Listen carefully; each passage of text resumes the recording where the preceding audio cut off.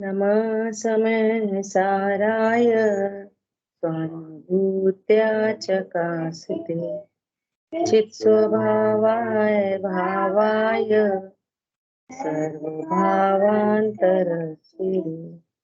वन्दितु सर्वसिद्धे ध्रुवमचलमणोवमं गतिं पत्ते मोक्षामि समय पावि ब्रह्मो सुध केवली भरतम्। समय सारजी ग्रंथाधिराज सर्व विशुद्ध ज्ञान अधिकार, इसके अंतिम कलश नंबर 244। इस पर कल हम लोग स्वाध्याय कर रहे थे।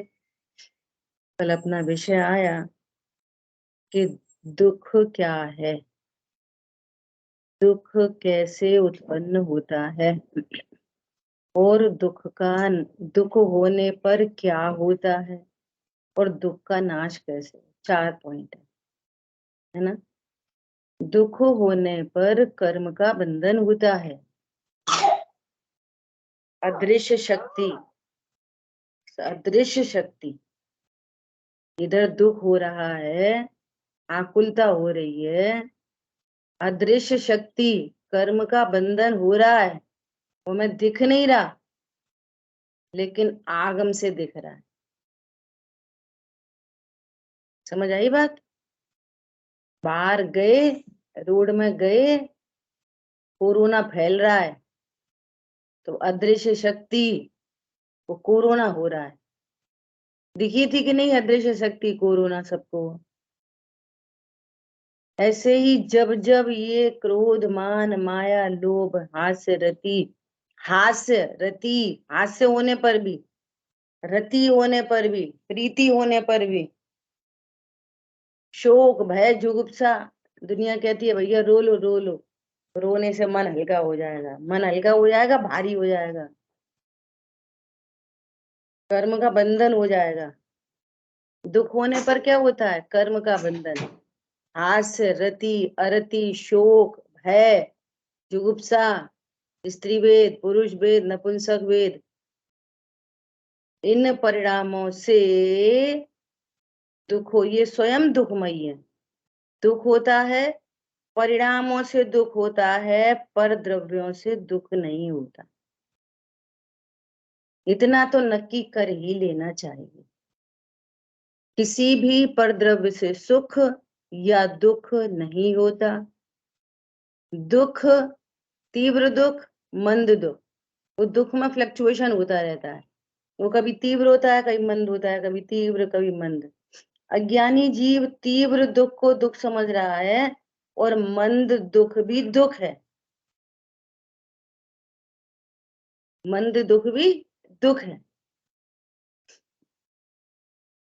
समझ आई बात। तो ये दुख है, ये दुख कैसे उत्पन्न हुआ? तीव्र मंद दुख समय सार हूं ये भूल कर, सीधा सीधा समय सार हूं ये भूल कर निरंतर अज्ञान मोह राग द्वेष की पर्याय निरंतर उत्पन्न हो रही है। उठते बैठते खाते पीते सोते, पूजा के काल में, दया के काल में, स्वाध्याय के काल में, पढ़ने के काल में, पढ़ाने के काल में, हर समय ये अज्ञान मोह राग द्वेष की पर्याय उत्पन्न हो रही है और ये दुख है। दुख शरीर में नहीं होता, दुख पर द्रव्यों में नहीं होता, दुख भाषा वर्गणा में नहीं होता, दुख जीव की पर्याय, दुख जीव की पर्याय है। समझ आई बात। तेज कर दो थोड़ा। दुख जीव की पर्याय क्यों उत्पन्न हो रही है? समय सार हूं ऐसा नहीं जाना, बस दुख उत्पन्न होगा। और दुख होने पर क्या होता है? कर्म का बंधन। अदृश्य शक्ति कर्म का संचय होता है। दुख होने पर कर्म का संचय। जी त्रिभुवन में जीवन अंत सुख चाहे दुख ते भय बंट। आई बात ख्याल में। अब ये दुख को कैसे मिटाएं? दुख को कैसे मिटाएं? पैसे से दुख है तो पैसे इकट्ठा करें तो दुख मिट जाएगा।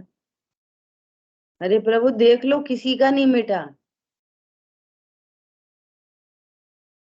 पैसा होए तो दुख मिट जाएगा ना, कोई का नहीं मिटा। शरीर में रोग शोक है, बीमारी सही कर लो, दुख मिट जाएगा ना, कोई का नहीं मिटा। अब रियलाइज कर लो, जिसकी जितनी ये मनुष्य जीवन जिसका जितना बीता है, वो रियलाइज कर लो आखिरी में क्या हाथ में लगा। दुख ही दुख। तो ये दुख कैसे मिटे?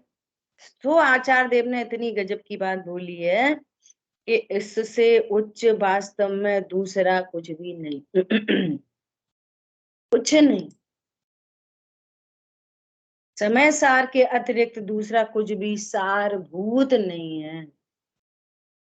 कुछ भी इस दुनिया में सारभूत नहीं है। ज्ञान ही है सार जग में, शेष सब निस्सार है। निस्सार है। खोदा पहाड़ और निकलेगा कुछ नहीं। कुछ नहीं निकलेगा, दुख मिलेगा बस। इसलिए भावार्थ में कह रहे हैं, ये पूर्ण ज्ञान स्वरूप आत्मा का अनुभव करना चाहिए। कैसा? पूर्ण ज्ञान स्वरूप, आधा अधूरा नहीं। पूर्ण ज्ञान स्वरूप आत्मा हूं, ऐसा अनुभव करना चाहिए। ध्रुव को जानना चाहिए। ध्रुव को जानना चाहिए कि मैं ध्रुव हूं, ऐसा जानना चाहिए। ध्रुव को नहीं जानना चाहिए। क्या बोला? मैं ध्रुव हूं, मैं परिपूर्ण हूं, मैं ज्ञान स्वरूप हूं। अब इतनी आनंद की बात है कि बाहर में कितने तूफान आ जाएं, मेरे में कुछ। बाहर में कितने भी तूफान आ जाएं, मेरे में कुछ नहीं होता। ये नक्की कर किया जाए। क्यों? ये वस्तु स्वरूप है। संयोग में उठा पटक हो जाए, अदल बदल, मेरे में कुछ नहीं होता। शरीर में कुछ हो जाए अदल बदल, मेरे में कुछ नहीं होता। कर्मों में कुछ हो जाए अदल बदल, मेरे में कुछ नहीं होता। इनसे तो अत्यंत अभाव है, इसलिए इनका तो मैटर ही नहीं है। क्या बोला? ये अदल बदल हो, मेरे में कुछ क्यों नहीं होता? कि इनसे तो मेरा अत्यंत अभाव है, और पूरी दुनिया वही मर रही है जिससे अत्यंत अभाव है, जिनसे कोई लेना देना ही नहीं बनता, जो मेरे द्रव्य गुण पर्याय में प्रवेश नहीं करते। पूरी आफत उन्हीं की है।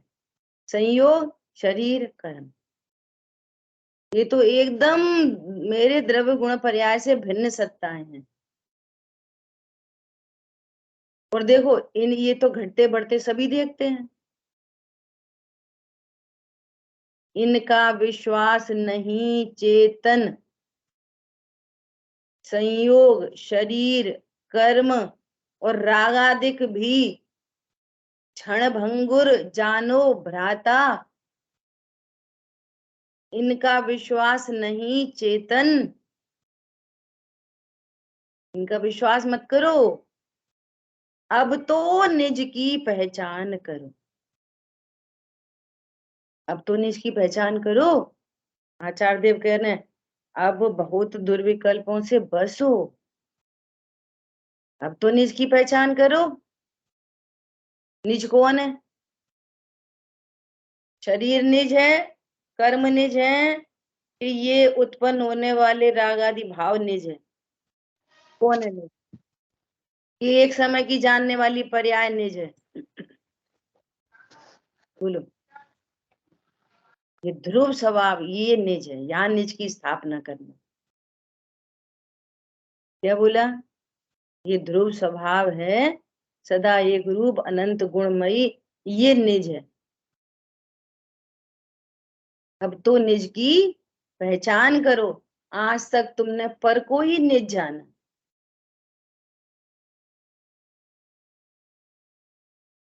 शरीर ने नहीं बोला कि तुम हमें निज जानो, शरीर ने नहीं बोला, ये ज्ञान ही बोलता है कि मैं देह हूं। अब तो निज की पहचान करो और सुनो, निज ध्रुव स्वभाव के आश्रय से ही, निज निज ध्रुव स्वभाव, भगवान का ध्रुव स्वभाव नहीं, देव साधु के आश्रय से नहीं, निज ध्रुव स्वभाव के आश्रय से ही जन्म जरा मृत्यु रोग हरो, जन्म मरण का नाश करो। पर्याय में ये जो जन्म मरण की श्रृंखला चल रही है, इनका अभाव करो। इसलिए वास्तव में दूसरा कुछ भी सारभूत नहीं है इस पूरे विश्व में, एक समय सार। कैसा समय सार?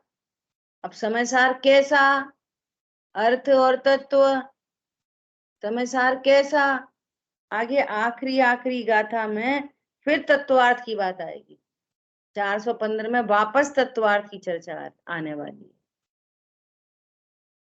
अब ये कुंद कुंद आचार्य देव की अंतिम गाथा तत्वार्थ है ना, और उमा स्वामी आचार्य की पहला ही सूत्र, दो चार आगे सूत्र आ गई, दो दूसरा तीसरा, तत्वार्थ श्रद्धानम सम्यक दर्शन।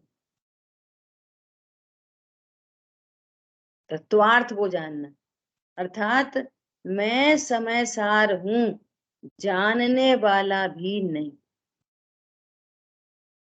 मीनल बहन जी बताओ, मैं जानने वाला क्यों नहीं? बोलो। बार बार कह रहे हैं जानने वाला नहीं, जानने वाला नहीं, जानने वाला भी क्यों नहीं? हेतु बोलो, अनम्यूट करके बोलो, अनम्यूट अनम्यूट करो। क्योंकि ये भेद रूप से कहा है, व्यवहार रूप से कहा है, अभेद तक पहुंचने के लिए कहा है, यानी कि मैं समय सार ध्रुव जीवात्मा हूँ। इसके मतलब यहाँ तक इसको जानने के लिए कहा है। और मतलब परमार्थ से मैं जानने वाला भी नहीं हूँ, मैं जानन हार हूँ। कौन बताएगा मैं जानने वाला क्यों नहीं? सुनो बोलो। जानना पर्याय रूप है, परिणमन है आत्मा का, और मैं ध्रुव तत्व हूँ, अकर्ता स्वभाव हूँ। ये मैं जानने वाला इसलिए नहीं कि जानने वाली तो पर्याय है। मैं जानने वाला यदि जानूंगा तो मैं पर्याय को मैं स्थापना अपनी की, और मैं तो द्रव्य स्वभाव हूं। पॉइंट समझ में आया? मैं जानने वाला क्यों नहीं कि जानने वाली तो पर्याय है, मैं तो ध्रुव हूं। मैं जानने वाला हूं ऐसा जानता रहूंगा तो मैंने मेरी स्थापना ध्रुव में नहीं की, पर्याय में करके रखी है, इसलिए मोह नहीं नशेगा। मोह नशे जब जाने जानन हार है। पॉइंट समझ में आया? मैं जानने वाला क्यों नहीं हूं? क्योंकि जानने वाली तो पर्याय है, और मैं अनंत गुणमयी अभेद सत्ता हूं, इसलिए मैं जानने वाला नहीं। मैं राग आदि क्यों नहीं? अपन ही तो करते, राग अपने में ही तो होता, अपने में ही तो होता। मैं राग आदि क्यों नहीं? क्यों नहीं राग आदि? बोलो। क्योंकि राग आदि विभाव परिणाम है, वो मेरा स्वभाव नहीं है।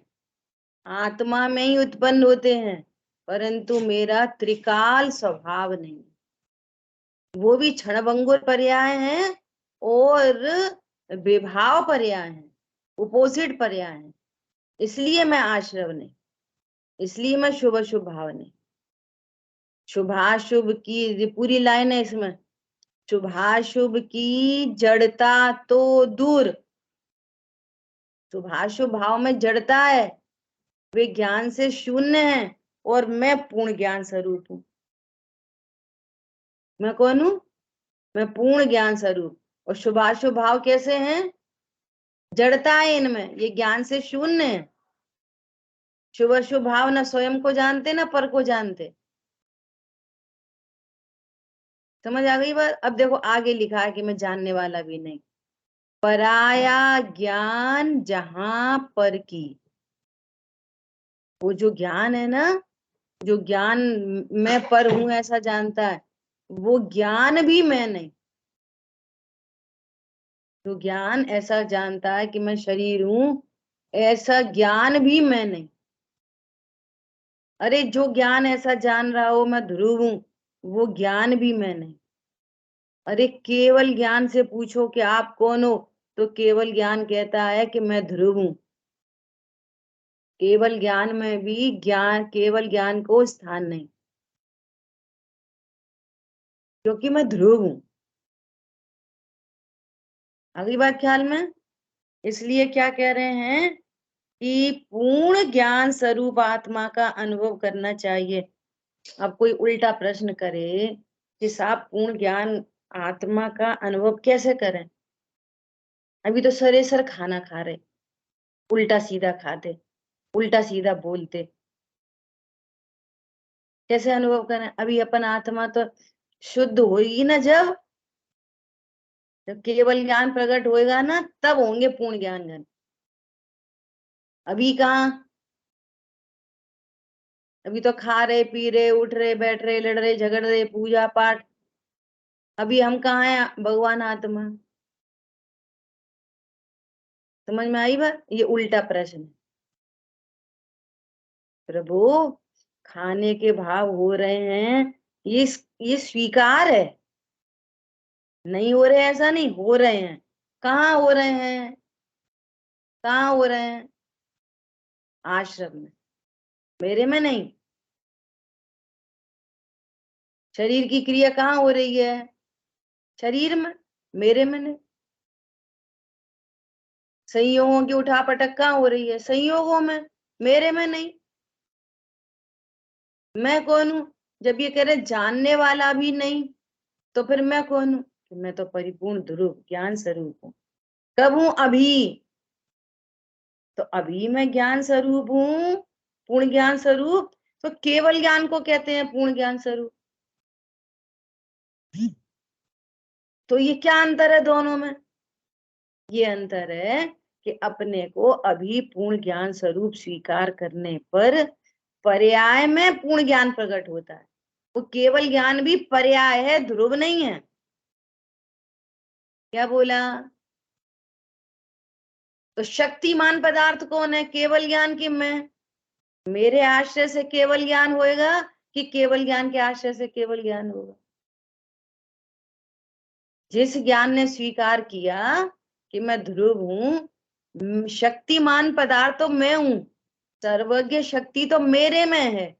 केवल ज्ञान में सर्वज्ञ शक्ति नहीं है, वो तो उस सर्वज्ञ शक्ति का परिणमन है। समझ आ गई बात? तो मैं अभी पूर्ण ज्ञान स्वरूप हूं, अभी मैं शक्तिमान पदार्थ हूं, मेरे से केवल ज्ञान प्रकट होता है। इसलिए मैं कैसा हूं? पूर्ण ज्ञान स्वरूप। इसमें दोनों तरफ से निर्णय करना कि बाहर में, संयोगों में, शरीर में, कर्म में, कषायों में, कुछ भी हो, मैं तो पूर्ण ज्ञान स्वरूप रहता हूँ। सोने की अंगूठी बने, चेन बने, कुंडल बने, हार बने, सोना 10 तोले 10 तोले ही रहता है। उसको कूट दो, पीट दो, वो तो 10 तोले ही रहता है। अग्नि में डाल दो, 10 तोले ही रहता है। तो सोना कैसा है? सोना कैसा है? पूर्ण स्वरूप। उसमें कुछ नहीं बदलता बदलता, पर्याय बदलती है, सोना एज इट इज रहता है। ऐसे ही यहाँ अनेक पर्याय बदलती हैं और मैं ध्रुव ध्रुव रहता हूँ। पूर्ण ज्ञान स्वरूप, हर समय पूर्ण ज्ञान स्वरूप। क्रोध के काल में भी पूर्ण ज्ञान स्वरूप, कम ज्ञान के काल में भी पूर्ण ज्ञान स्वरूप, ज्यादा ज्ञान के काल में भी पूर्ण ज्ञान स्वरूप, और केवल ज्ञान के काल में भी पूर्ण ज्ञान स्वरूप। क्रोध के काल में पूर्ण ज्ञान स्वरूप, क्षमा के काल में पूर्ण ज्ञान स्वरूप, वीतरागता के काल में पूर्ण ज्ञान स्वरूप, और पूर्ण वीतरागता हो तब भी पूर्ण ज्ञान स्वरूप। कब हूं? अभी। ठीक है। इसके अतिरिक्त वास्तव में दूसरा कुछ भी सारभूत नहीं, सारभूत नहीं। देखो, ये तो ज्ञान में इसका वजन आ जाए, ये बात है। अब वजन आ गया अपना, बाकी सब निस्सार देखने लगा। अब खाना पीना उठना बैठना ये कम हो जाए, ज्यादा हो जाए, कोई समस्या नहीं, कोई समस्या नहीं। लेकिन ध्रुव को भूलना अपराध है। ध्रुव का वजन नहीं आए लाइफ में, ये अपराध है। ये सिर्फ कहने सुनने की बात नहीं है। किसी ने पूछा तुम कौन हो, हम समझदार हैं। चलो भैया बोलना सीख। ये बिल्कुल प्राइमरी स्टेज है। नर्सरी का बच्चा ABCD बोलना शुरू कर दे, ट्विंकल ट्विंकल लिटिल स्टार बोलना शुरू कर दे, तो अपन तारीफ करते हैं, अरे वाह इसको तो पोएम आती है। तो उतनी पीठ ठोकते हैं, अरे इसको तो पोएम आती है, इसको तो स्टोरी टेलिंग आती है। बात क्या है? इसका भाव भाषण, इसका महत्व आए, इसका वजन आए। अभी जरा सी कोई बात हो, सबसे पहले स्वाध्याय छोड़ दे, बाकी सबका वजन है। और यहाँ चर्चा चल रही है कि यही सार है। बाकी चीजें कम हो जाएं ज्यादा हो जाएं चलेगी, लेकिन ये मीटिंग, जिस मीटिंग में समय सार का निर्णय हो, वो मीटिंग कौन सी मीटिंग है? ये विश्व की सबसे इंपॉर्टेंट मीटिंग, विश्व की सबसे इंपॉर्टेंट मीटिंग है ये। और इसका ही वजन नहीं, इसका तो कोई वजन नहीं। वजन तो दूसरी चीजों का ही है ज्ञान में। क्या बोला? वजन का वजन होता है, वजन का वजन।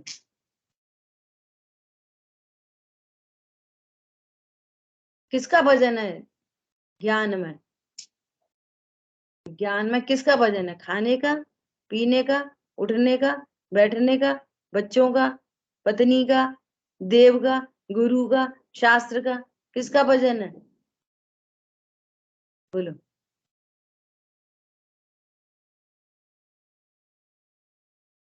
हरी बात ख्याल में? सर ध्रुव हूं ऐसा। देखो, ये वजन कैसे पता चले? अपन तो ऐसे बोलेंगे किसका वजन है? ये गायक का। इतनी छोटी सी कोई बात होए और फिर अपन कह ऐसा विचार करें, अरे ये मीटिंग तो रोज होती है, आज थोड़ी कम कर लेना। और अभी आपको यहाँ से सम्यक दर्शन की प्राप्ति होनी हो, समय 10 मिनट के बाद सम्यक दर्शन, 10 मिनट के बाद सम्यक दर्शन, और आधा घंटे बाद मुनि दशा, और 1 घंटे बाद अरंत। और इधर कोई शादी, इधर कोई पार्टी, इधर कोई घर में ही कोई लेबर आ रही है, आज वो नल वाला आ रहा है। बोलो क्या जरूरी है? आपको क्या जरूरी क्या दिखाई दे रहा है अभी भी? समझ में आ रही है? जिसके श्रृंगारों में मेरा, जिसके कार्यों में मेरा, जिसके लिए मेरा महंगा जीवन घुल जाता, एक एक समय सम्यक दर्शन, मुनि दशा और अनंत चतुष्टय की कीमत देकर ये देह की दृष्टि होती है। क्या बोला? कहने सुनने से काम नहीं चलेगा। हाँ, कौन है इस विश्व में पूरा सारभूत पदार्थ? कौन है? ज्ञाय। तो भैया तुम इतना बोलने लगे, धन्यवाद। वजन किसका है? वजन, वजन किसका है? बोलो। अभी भी जरूरी क्या कि भैया कल क्लास में क्यों नहीं आए? अरे वो बहुत जरूरी काम था। कितना वजन? शून्य शून्य शून्य। तो वे जरूरी है कि वे मजबूरी है? जरूरी दिख रहा है मजबूरी, और जो मजबूरी है सो जरूरी। ये मिथ्या दृष्टि का लक्षण है। कहता तो सही सही है, तो कथन में आ गया तो कहेंगे चलो भाई सही तो बोल रहा है। कहता तो सही सही है, लेकिन वजन किसका है? कौन दिख रहा है सारभूत? बोलो। जिसके श्रृंगारों में मेरा यह महंगा जीवन, कितना महंगा जीवन है? बोलो। रत्न त्रय कितने रुपया किलो है? बोलो। सोने के बदले, चांदी के बदले, घर के बदले, 1 करोड़ के बदले, 5, 20 करोड़, 100 करोड़ के बदले। सम्यक दर्शन का नाम पता क्या है? रत्न। वे दुनिया के रत्न है, वे जड़ रत्न है, वे किसी भी काम नहीं आएंगे, कुछ भी काम नहीं आएंगे, कुछ भी काम नहीं आएंगे। नहीं साहब, पैसा होता है तभी तो धर्म कर पाते हैं, पैसा होएगा तभी तो अच्छे डॉक्टर के पास चले जाएंगे, पैसा होएगा तब तो अच्छी दवाइयां मिल जाएंगी। कि मिल तो जाएंगी पर ठीक होगे साता से, मिल तो जाएंगी। पैसे से दवाई मिल गई लेकिन सही नहीं हो सकते पैसे से। पैसे से जीवन नहीं मिलता, जीवन मिलता है मैं समय सार हूं इस निर्णय से। देखो इतने भाव आ रहे हैं इस एक लाइन पे कि चर्चा पूरी नहीं हो रही, इतने भाव भरे हैं इसमें। वास्तव में दूसरा कुछ भी सारभूत नहीं। बोलो।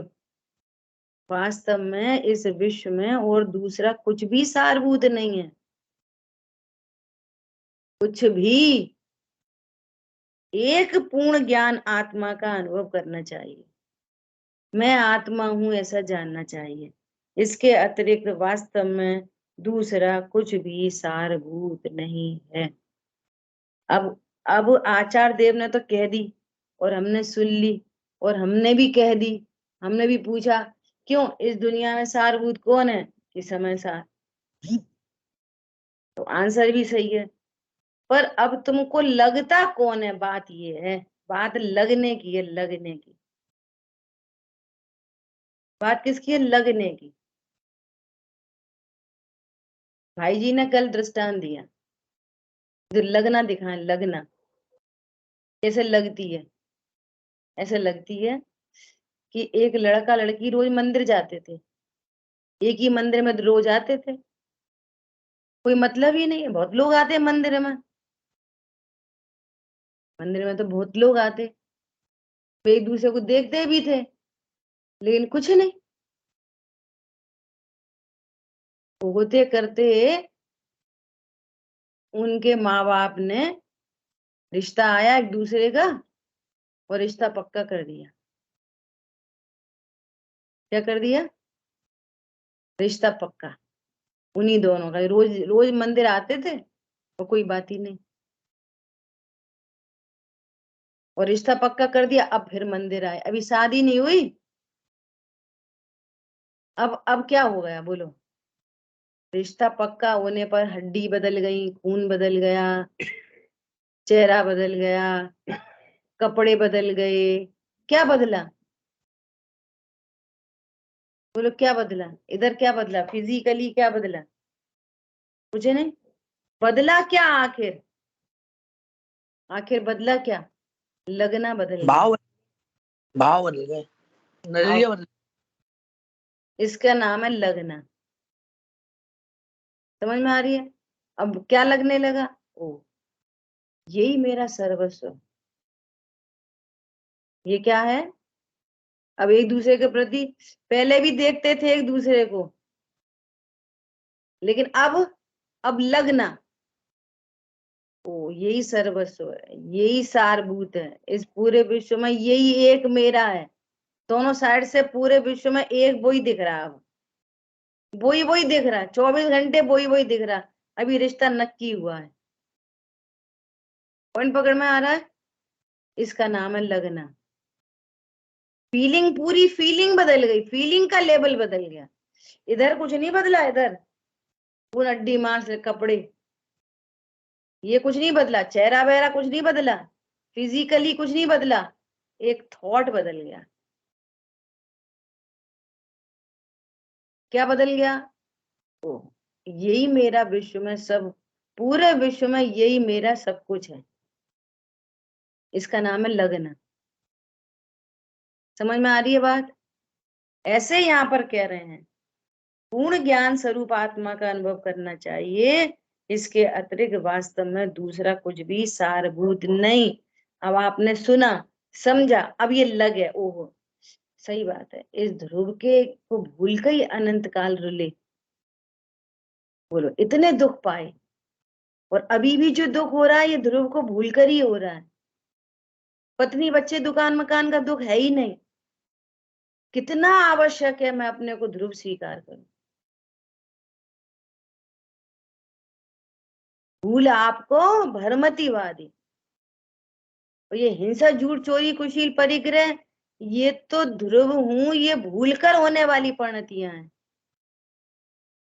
क्या बोला? और सुनो गजब की बात, ध्रुव हूं ऐसा जान लिया, और चौथे गुण स्थान में भी हिंसा झूठ चोरी कुशील परिग्रह हो रहे हैं। इनको आत्मा को बंधन में डालने की सामर्थ्य नहीं है, ये बांध नहीं सकती। अप्रत्याख्यान, क्रोध मान माया लोभ, प्रत्याख्यान, संजुलन, इनमें शक्ति नहीं है कि ये ध्रुव को बंधन में डाल दें। इनमें शक्ति नहीं है। समझ में आ रही है? युद्ध हो जाने पर भी तद्भव मोक्षगामी। बोलो, 96,000 का भोग होने पर भी तद्भव मोक्षगामी। क्यों? इनमें सामर्थ्य नहीं है। मैं ध्रुव हूं ये स्वीकार होने पर किसी की सामर्थ्य नहीं है कि इस आत्मा को संसार में रुला दे। बोलो, कितना आवश्यक है, कितना आवश्यक है इस बात की स्वीकृति कि मैं परिपूर्ण ज्ञान स्वरूप।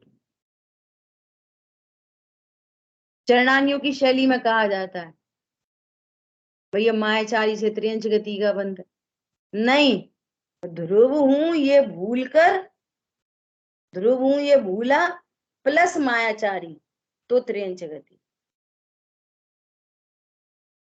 ध्रुव हूं ये भूला प्लस बहुआरंभ परिग्रह तब नरक गति। और ध्रुव हूं ये जाना और 6 खंड का अधिपति, कोई नरक गति नहीं, मोक्ष। समझ में आ रही है बात? ध्रुव हूं ये जाना और 6 खंड का अधिपति, नरक जाएगा नहीं, मोक्ष। और जो 6 खंड के अधिपति हैं और उन्होंने ध्रुव हूं ये नहीं जाना, वे नियम से नरक गए। ऐसे चक्रवर्ती नरक गए। कैसे वाले? जो ध्रुव को नहीं जानते थे, और जिन्होंने ध्रुव हूं ये स्वीकार किया वे मोक्ष गए, और 6 खंड वहीं पड़ा रहा। इसलिए इसलिए वास्तव में दूसरा कुछ भी सारभूत नहीं। इसलिए इसलिए ये बात सुनने मिलती है, समझने मिलती है स्वाध्याय में। इसलिए स्वाध्याय की प्रेरणा दी जाती है भैया, स्वाध्याय से बढ़ के कुछ नहीं। क्यों? क्यों स्वाध्याय से बढ़ के कुछ क्यों नहीं? कि इसी मीटिंग में समय सार की बात होगी। इस मीटिंग से हम मैं समय सार हूं ये जान सकते हैं। इसलिए स्वाध्याय पूजा से भी बड़ी क्रिया है, दया दान से भी बड़ी क्रिया है स्वाध्याय। हरी बात समझ में? स्वाध्याय की कीमत पर दूसरा कुछ भी नहीं। और स्वाध्याय स्वाध्याय के लिए नहीं, तत्व निर्णय के लिए। हम तो बहुत स्वाध्याय करते, स्वाध्याय मत करो, तत्व निर्णय करो। ये भी एक मिसिंग है। जो ज्ञान मैं समय सार हूं ऐसा जानने का साधन है, उस ज्ञान में झटपट समय सार स्वीकार करता और आनंदित होता। अब वो ज्ञान स्वाध्याय के नाम पर भी ग्रंथों में नहीं भटके। हमने ये ग्रंथ पढ़ लिया, हमने वो पढ़ लिया, हमने इतने पढ़ लिए, इतने पढ़ लिए, हमें इतना आता उतना आता। तुम ये बताओ, समय सार हूं ये नक्की किया? तो एक ग्रंथ पढ़ना भी बहुत है, एक ही बस। छठवीं गाथा तक समझ में आ गया कि न मैं प्रमत्त होता न अप्रमत्त होता, मैं तो एक गायक भाव हूं, तो बहुत है। 6 गाथा ही बहुत है। और समझ में नहीं आया तो पूर्व रंग अधिकार तक बहुत है बस। फिर तो टाइम पास है। फिर तो आ रही बात ख्याल में? इसलिए भजन आपको लगना चाहिए कि यदि मैं ध्रुव को भूला, सब टोडरमल जी कह रहे हैं अब सर्व ओर से अवसर आया है, हर प्रकार से अवसर आ चुका समय सार हूं ये जानने का। अभी भी इस अवसर को खो दिया तो अनंत काल बीतेगा सीधे। अनंत काल भी बोलो, मरने तैयार अनंत काल के लिए। अभी का दुख सो सहा नहीं जा रहा। क्या बोला? अभी का मनुष्य पर्याय में कितने दुख हैं, देख लो एक बार त्रेंच गति का दुख जाके। बोलो, न कोई देखने वाला, न सुनने वाला, न समझने वाला, कोई पड़े रोड पे, टांग टूटी है, खून बह रहा है, वो पड़ा रोड में। कोई हाथी घोड़ा बेचारे लदे चले जा रहे, लादे जा रहे, लादे जा रहे, पैर में वो पे डाल दी, नाक में नकेल डाल दी, तैयार है? बोलो रेडी? नहीं भैया, अब नहीं रुलना। इसलिए बस एक एक ही सूत्री प्रोग्राम, एक प्रोग्राम, स्वाध्याय स्वाध्याय, और स्वाध्याय के जरिए निर्णय। स्वाध्याय माध्यम है, वो माध्यम के जरिए निर्णय चाहिए। ठीक है? अपन ने बहुत कोशिश की है कि इस बात को समझा जाए। देखो अब आगे कह रहे हैं, अब अंतिम गाथा में यह समय सार ग्रंथ के अभ्यास इत्यादि का फल कहकर आचार्य भगवान इस ग्रंथ को पूर्ण करते हैं, उसका सूचक श्लोक पहले कहा जा रहा है। ठीक है? श्लोक नंबर 245 के ऊपर की उत्थानिका अपन ने पढ़ी। देखो क्या कह रहे हैं। आनंदमय विज्ञान घन को, शुद्ध परमात्मा को, समय सार को प्रत्यक्ष करता हुआ यह एक अद्वितीय अक्षय जगत चक्षु समय प्राभत पूर्णता को प्राप्त होता है। कितनी बड़ी बात कह रहे हैं। ये समय सार ग्रंथ निज समय सार को बताने के लिए अद्वितीय चक्षु है। जिन अन्य अन्य शासन की तो बात छोड़ो, अन्य मत के ग्रंथों की तो बात छोड़ो, जैन ग्रंथों में भी समय सार से बढ़कर दूसरा नहीं। क्यों? कि अन्य ग्रंथों में संयोग वाली आत्मा, कर्मों से बंधने वाली आत्मा, एक इंद्री दो इंद्री आत्मा, मार्गणा स्थान वाली आत्मा, गुण स्थान वाली आत्मा बताया। और इस समय सार ग्रंथ में कुंद आचार्य देव की प्रतिज्ञा थी, उन्होंने प्रतिज्ञा की कि मैं उस आत्मा को बताऊंगा जिसके आश्रय से रत्नत्रय हूं। इसलिए मैं एकत्व विभक्त आत्मा ही बताऊंगा। दूसरे ग्रंथों में क्या बताया? जीव समास, एक इंद्रिय जीव, दो इंद्रिय जीव, तीन इंद्रिय जीव। तो ये सब परिचय में था क्या, एक इंद्रिय दो इंद्रिय। और कुंद आचार्य देव ने पूरी सफाई करते हुए आचार्य देव बोले कि जीव कभी इंद्रिय वाला होता नहीं। जो धारा चली आ रही थी ना, उससे उससे बिल्कुल अलग धारा पे कुंद आचार्य देव ने बात की। चरणान योग की शैली में ये कहा गया कि भैया जीवों को मारना नहीं चाहिए, सताना नहीं चाहिए। और कुंद आचार्य देव ने ये कहा कि मैं किसी को मार सकता नहीं, बचा सकता नहीं। बोलो आप कल्पना करो। दूसरे ग्रंथों में, करणान योग के ग्रंथों में ये वाली बात हो चुकी थी। गोमणसार आदि में क्या बात हो गई थी, छठ खंडागम आदि में, गोमणसार तो बाद में लिखे गए, छठ खंडागम में क्या कि जीव कर्मों से बंधा है। और यहाँ पर कहा कि जीव को कर्म छूते नहीं। बोलो, ये एकदम उन जितने ग्रंथ लिखे जा चुके थे उनसे अगर उधर से बात करें तो एकदम विरुद्ध धारा में का ये समय सार ग्रंथ है। क्यों? तुम अपने को जन्मने मरने वाला जानोगे, एक इंद्री दो इंद्री जानोगे, कर्मों से बंधा छूटा जानोगे, तो रत्नत्र नहीं होंगे। आचार्य देव ने कहा कि मैं उस आत्मा को कहूंगा, एकत्व विभक्त आत्मा को मेरी प्रतिज्ञा है, मैं पूरे ग्रंथ में एकत्व विभक्त आत्मा ही दर्शाऊंगा। और मैं दर्शाऊंगा, तुम प्रमाण करना। क्या बोला? मैं दर्शाऊंगा, तुम क्या करना, तुम उसका प्रमाण करना अपने ज्ञान में। ऐसा ये अद्वितीय ग्रंथ है। कौन समझ में आया?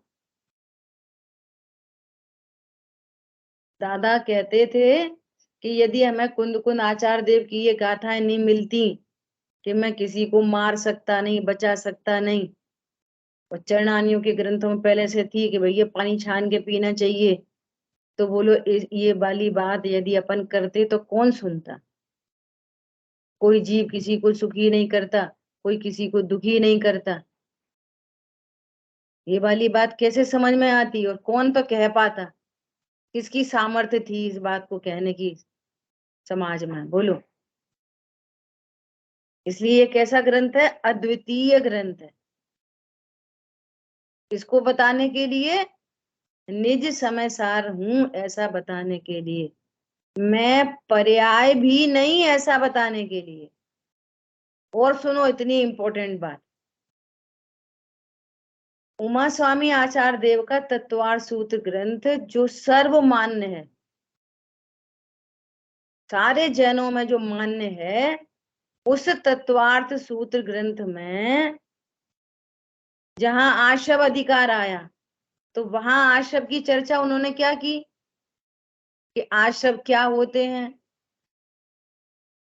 आशव के भेद प्रभेद, आशव क्यों होते हैं, ये सारी चर्चा वहां की।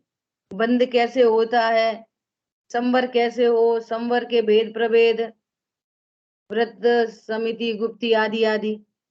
इस ग्रंथ की क्या विशेषता? एकत्व विभक्त आत्मा। यहाँ पर आशव नहीं बताया, आशव के भेद प्रभेद नहीं बताए, आशव से भिन्न भगवान आत्मा बताया। आशव अधिकार में भी भगवान आत्मा बताया, बंद अधिकार में भी भगवान आत्मा बताया, संवर अधिकार में भी भगवान आत्मा, निर्जरा अधिकार में भगवान आत्मा, मोक्ष अधिकार में भी भगवान आत्मा। समझ में आ रही है कुछ? वहां क्या बताया? आश्रव, और यहाँ बताया आश्रव से भिन्न परमात्मा। इतना बड़ा अंतर है दोनों ग्रंथों में। अरे समझ में आ रही है नहीं आ रही है? यहाँ भेद प्रभेद नहीं कहे, आश्रव के मिथ्यात्व वृत्ति प्रमाद कषाय योग, फिर उनके भेद, फिर उनके प्रभेद, आगे आगे बंद के भेद प्रभेद, ये चर्चा समय सार में नहीं है। समय सार में क्या चर्चा है? आश्रव अशुचि है, अध्रुव है, मैं शुचि हूं, मैं ध्रुव हूं, ये बताया यहाँ। बोला ग्रंथ, दिखा भगवान, ये ऐसा ग्रंथ है, ये अद्वितीय ग्रंथ है पूरे विश्व का,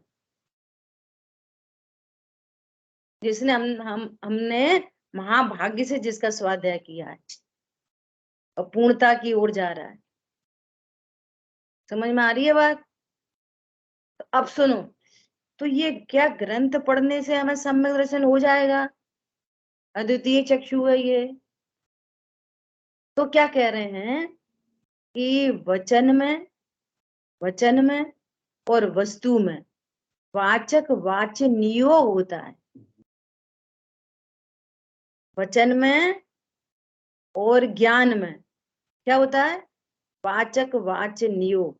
ऐसा बोलेंगे, नींबू शब्द है, LEMON, लेमन, तो वहां तो लिखा है शब्द LEMON, तुमको दिखता क्या है? पीला पीला खट्टा खट्टा। ये बहुत गजब का संबंध है, वाचक वाच्य संबंध। ये समय सार ग्रंथ क्या है? वाचक, बताने वाले, और मैं कौन हूं? ध्रुव, वाच्य। इसलिए ये समय सारजी ग्रंथ अद्वितीय चक्षु है। यहाँ बताया गया कि तुम द्रव्य कर्म, भाव कर्म, नो कर्म से रहित परिपूर्ण ज्ञान स्वरूपी भगवान आत्मा हो। यहाँ ऐसा कहा गया और ज्ञान ने स्वीकार किया। तो ये हो गए वाचक, और वाच्य हो गया ज्ञान में समयसार वस्तु दिख गई। इसलिए ये क्या है? अद्वितीय चक्षु। समझ में आ रही है क्यों है अद्वितीय चक्षु? समय साध, कितने कितने स्पष्ट शब्द हैं। आनंद में विज्ञान घन को, शुद्ध परमात्मा को, मुझ समय सार को प्रत्यक्ष करता हुआ, ये प्रत्यक्ष कराता है ग्रंथ। कैसा कराता है? वाचक वाच्य नियोग से ऐसा कराता है। जैसे ऐसा लोग बोलते हैं ना, देखो भैया, उनने तो हमें अपनी यहाँ शादी में बुलाया और उनने हमसे ऐसे ऐसे कह दी, ऐसे ऐसे कह दी उनने। तो कह तो दी, तुम्हें क्या लग गई? तुम्हें क्या लग गई क्या?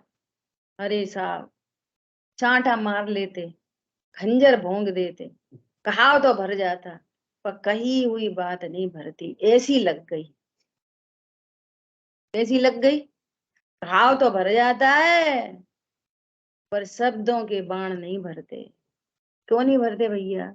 वाचक वाच्य नियोग। समझ में आ रही? शब्दों से कहीं चोट लगती है? ऐसी लग गई। ऐसे ही वो कह रहे हैं तू परमात्मा है, तू लगा ले भैया, ऐसी लग गई, ओहो मैं तो परमात्मा ही हूँ। समझ में आ गई बात? ऐसी लग गई। ये है वाचक वाच्य नियोग। केवे से का होता है? हम तुम्हें बोल रहे हैं कि तुम पागल हो, इतने लोगों के बीच में पागल कह दी, तो केवे से का होता है? तो काय को लग गई? हमें तो बहुत बुरी लग गई।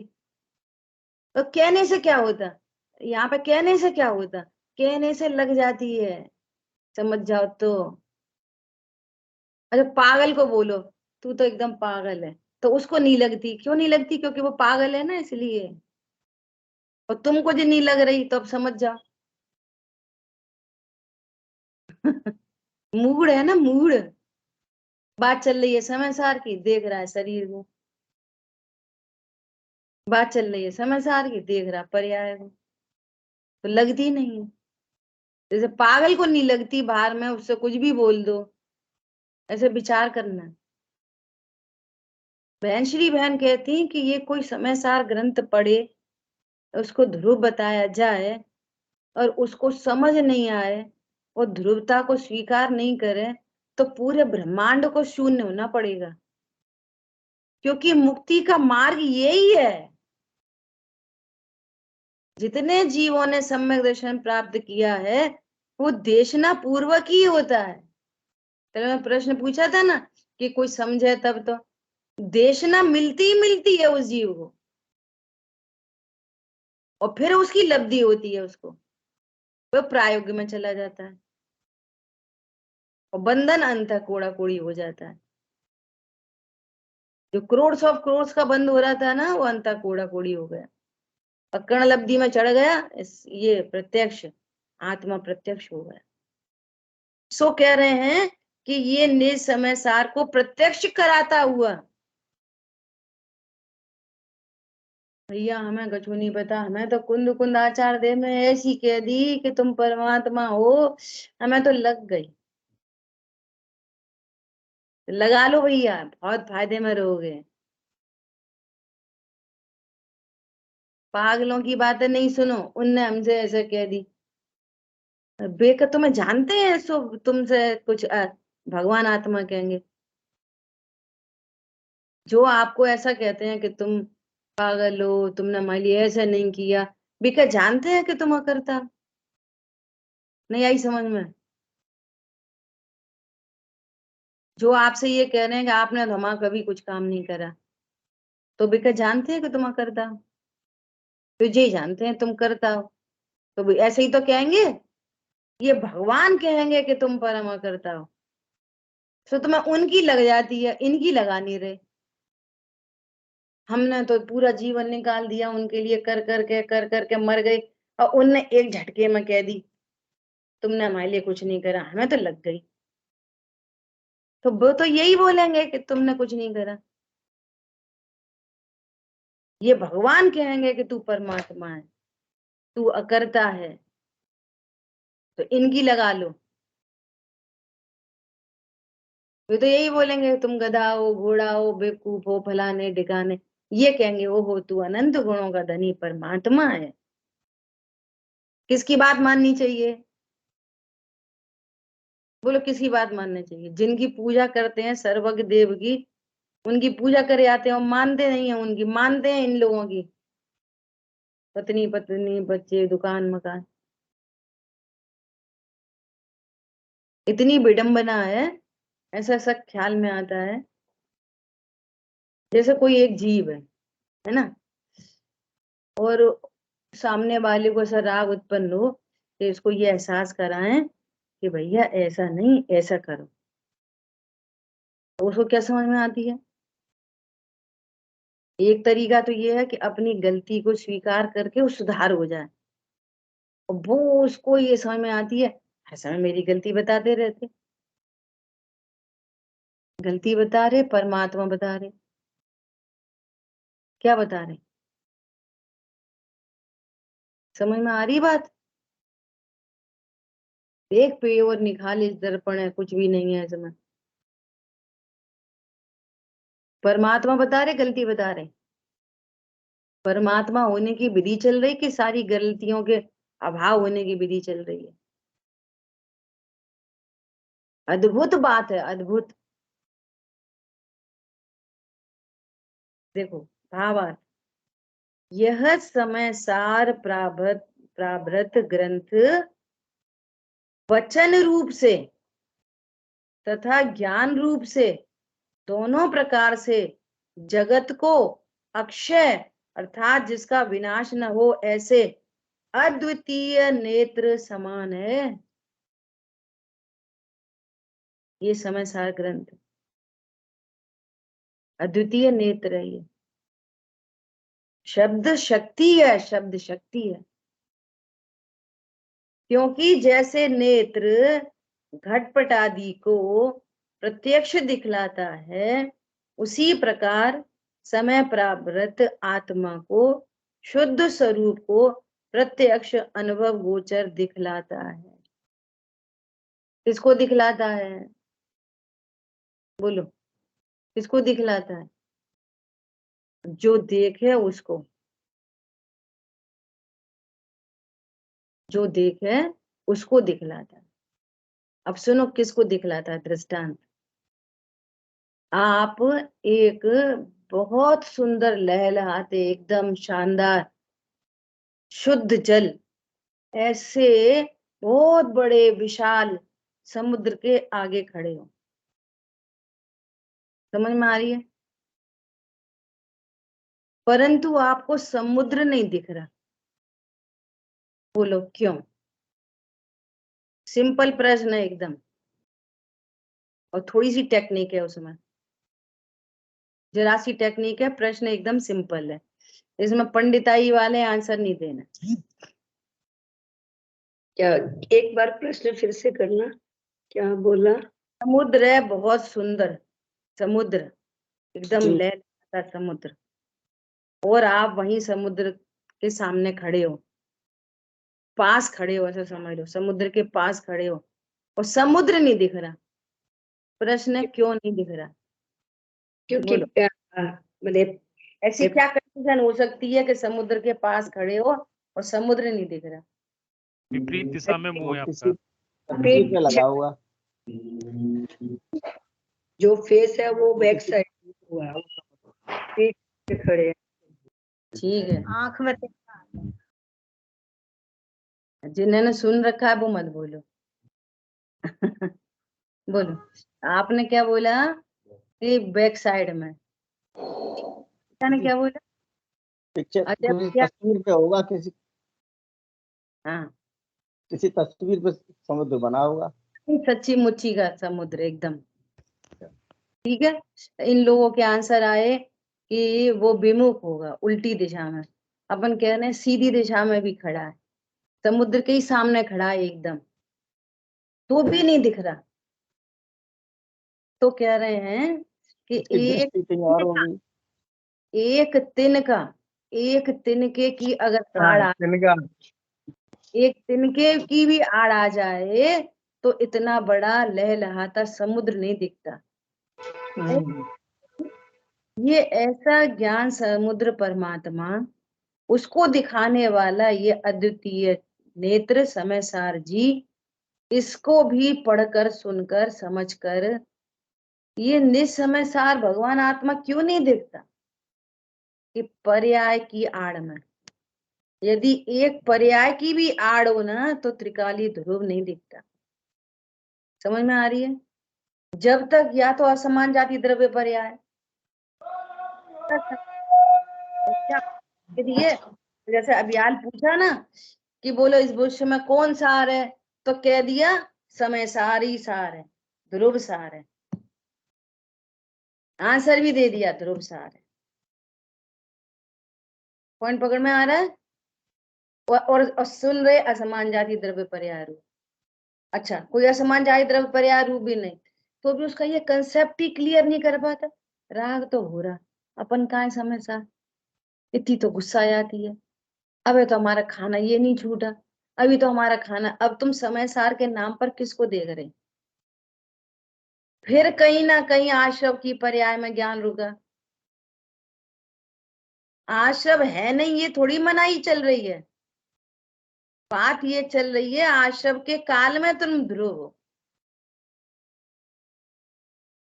फिर ये कुछ नहीं, फिर वो आश्रव नहीं, तो मैं जानने वाला तो हूँ, देखो मैं जान रहा हूँ, देखो मैं जानने वाला हूँ, मैं जानने वाला हूँ, तो पर्याय पर रुका है, जानने वाली पर्याय पर।